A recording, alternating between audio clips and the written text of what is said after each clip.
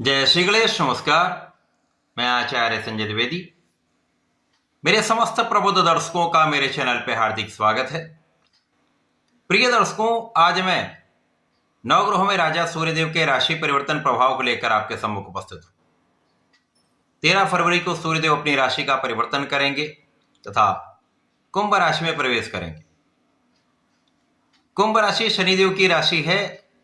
शनि और सूर्य में मतभेद है, परंतु यहां पर पिता पुत्र का भी भाव है तथा जब भी सूर्य का कुंभ राशि में प्रवेश होता है तो कुछ विशिष्ट परिणाम अवश्य ही प्राप्त होते हैं। प्रिय दर्शकों, ये परिवर्तन कुछ विशेष प्रभाव भी देने वाला है, क्योंकि जब सूर्यदेव का ये परिवर्तन कुंभ राशि में होगा वहां पर पहले से ही बुध शुक्र गोचर कर रहे हैं और राहु के साथ इनका युति प्रभाव बना हुआ है। जब सूर्यदेव यहां पर पहुंचेंगे तो चतुर्ग्रही योग बनेगा, जहां पर सूर्य बुध शुक्र और राहु होंगे। तो यहां पर कुछ राजयोगों का भी निर्माण होगा, परंतु जैसे ही ये गोचर आगे बढ़ता जाएगा सूर्य राहु के निकट आएंगे और सूर्य पर ग्रहण लगेगा, जिसका कुछ समस्याग्रस्त परिणाम भी प्राप्त होने वाला है, क्योंकि नैसर्गिक रूप से राहु नकारात्मक ग्रह है और जब भी ये किसी ग्रह के प्रभाव में आते तो उसको ये दूषित कर देते हैं। तो इस दूषित प्रभाव का भी परिणाम निश्चित ही प्राप्त होगा। प्रिय दर्शकों, आज मैं कुंभ राशि के लिए, जहां पर यह राशि परिवर्तन होने वाला है, सूर्यदेव के इस परिवर्तन से किस प्रकार का परिणाम प्राप्त होगा, किन भाव में वृद्धि होगी, आपको कितना लाभ मिलेगा अथवा कहीं पर कोई समस्या या अवरोध है तो उसका क्या निवारण है, संपूर्ण विश्लेषण मैं पूर्ण तर्क के साथ करने जा रहा हूं। प्रिय दर्शकों, इस राशिफल को आप अपने लग्न तथा राशि दोनों के अनुसार देख सकते हैं।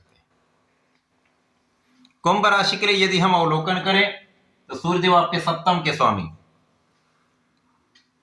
सप्तम जो कि केंद्र का भाव है और केंद्र के भाव में ही लग्न भाव में इनका गोचर आरंभ होने वाला है। यहां पर बुधादित्य योग भी बनेगा, रवि शुक्र योग भी बनेगा और इस सूर्य के गोचर काल में जो 13 फरवरी से प्रारंभ होकर 14 मार्च तक चलने वाला है, मंगल का भी युति प्रभाव प्राप्त होगा, जिससे कुछ विशिष्ट परिणामों की प्राप्ति होगी।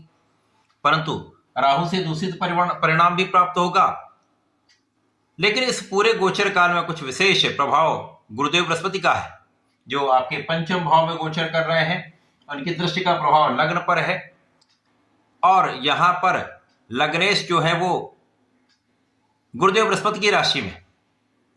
इस प्रकार से गुरु का प्रभाव सूर्य को बल देगा, बुध को बल देगा, शुक्र को बल देगा, मंगल को बल देगा तथा राहु के दुष्परिणाम को ये कम करेंगे। प्रारंभिक समय से लेकर लगभग 12-13 दिन किसी प्रकार की बड़ी समस्या नहीं है, क्योंकि यहां पर सूर्य का जैसे जैसे बल बढ़ता जाएगा आपके लिए समस्याएं कम होती जाएंगी, आपका आत्मबल बढ़ता जाएगा। इस समय आपके तनाव में कमी होगी, इस समय आपका बुद्धि बल अच्छा हो जाएगा। अभी तक जो आपके मस्तिष्क में कुछ असमंजस की स्थिति बनी हुई थी, क्योंकि बुध यहां पर राहु के प्रभाव में है, जब सूर्य यहां पर जाएंगे तो आपके केंद्र के भाव में, लग्न भाव में बुधादित्य योग बनेगा, जिसके कारण बुध का जो निर्बल प्रभाव है वो कम हो जाएगा और बल बढ़ेगा, जिसके कारण आपका ज्ञान का भाव विशिष्ट होने लगेगा।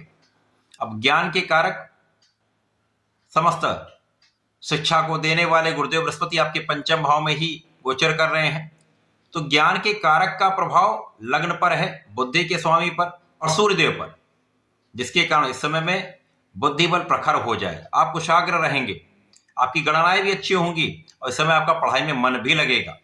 इस समय आपका आत्मबल भी अच्छा रहेगा और इस समय में आपके पिता का तथा परिवार का पूर्ण सहयोग आपको प्राप्त होगा। जब आपका तनाव कम होता है तो आप पूर्ण रूप से अपने कार्य क्षेत्र में, अपने पढ़ाई क्षेत्र में संपूर्ण परिश्रम कर पाते हैं, संपूर्ण प्रयास कर पाते हैं। तो अब प्रारंभ से लेकर ये स्थिति बन रही है और इस समय आपका भाग्य भी अच्छा रहेगा। जब भाग्य का साथ भी सम्मिलित हो जाता है तो परिश्रम करने का परिणाम जो होता है वो सकारात्मक होता है। तो जो आप परिश्रम करते हैं उसका सकारात्मक परिणाम प्राप्त होता है, जो आपके लिए अच्छा होता है।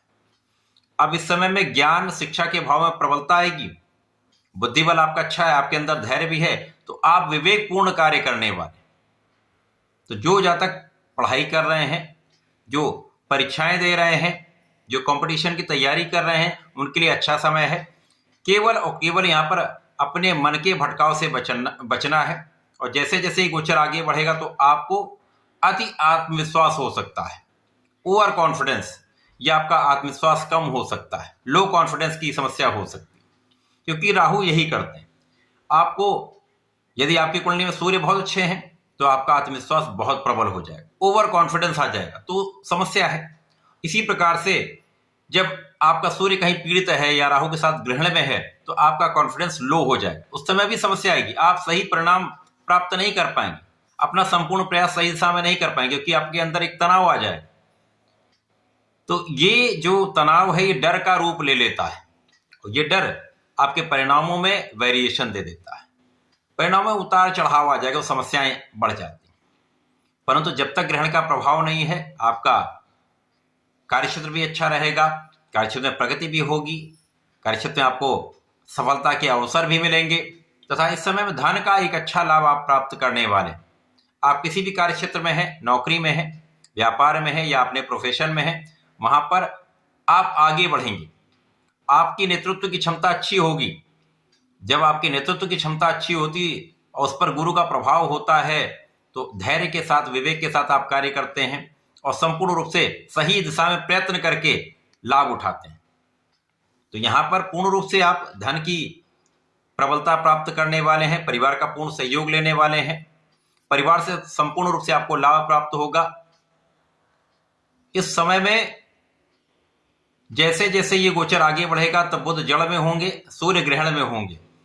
इस प्रकार से यहां पर आपके अंदर जो ऊर्जा है वो आपके क्रोध को बढ़ा सकती है, अथवा अहंकार बढ़ा सकती है, अथवा कहीं ना कहीं विवाद की स्थिति बन सकती है, क्योंकि वाणी भी दूषित हो जाएगी। जब वाणी दूषित होती है तो विवाद की संभावनाएं बढ़ जाती।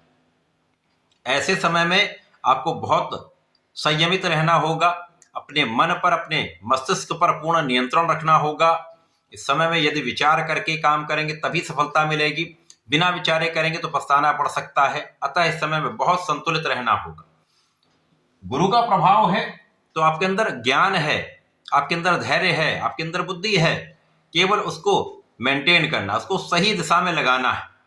यदि कहीं पर कोई आपको प्रोवोक करता है, आपको कोई डिगाने का प्रयत्न करता है तो इनसे बचने का प्रयास करें, विवाद में ना उलझें, अपनी एनर्जी को बचाकर सही दिशा में लगाएं, क्योंकि इस समय में कुछ ऐसे लोग होंगे जो आपको दिग्भ्रमित कर सकते हैं, कुछ ऐसे मित्र भी हो सकते हैं जो आपको दिग्भ्रमित कर सकते हैं, उनसे बचने की आवश्यकता है। चीजों को अवॉइड करें, नेगेटिविटी को अवॉइड करें तो इस समय का संपूर्ण लाभ आप ले पाएंगे। इसी प्रकार से जब ये ग्रहण दोष का समय समाप्त हो जाएगा, सूर्य और राहु के बीच में अंशों का अंतर बढ़ता जाएगा। अब सूर्य आगे बढ़ रहे हैं, राहु पीछे बढ़ रहे हैं, तो इनके बीच की दूरी बढ़ती जाएगी, तो आपके लिए समस्याएं भी कम होती जाएंगी और आपको लाभ की प्राप्ति बढ़ती जाएगी, क्योंकि सूर्य का परिवर्तन फिर आगे मीन राशि में होगा, जो गुरु की राशि है, जो अत्यंत विशेष भाव है। तो यहां से फिर आपका आत्मबल भी होगा अच्छा, आपका बुद्धि बल आपके लिए सही दिशा में प्रयत्न कराने वाला होगा। इस समय में जो भी आप प्रयास करेंगे उनका सही परिणाम आपको प्राप्त होगा, तो लाभ भी बढ़ता जाएगा। तो ये समय कुछ प्रारंभ में बहुत अच्छा परिणाम देने वाला है।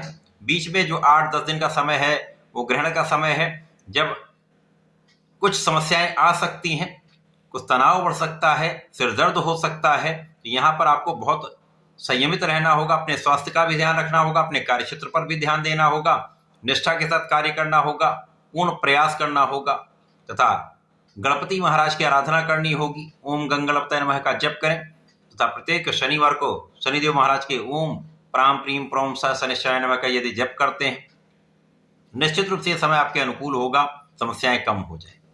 ऐसा करके इसका लाभ लें। धन्यवाद, नमस्कार।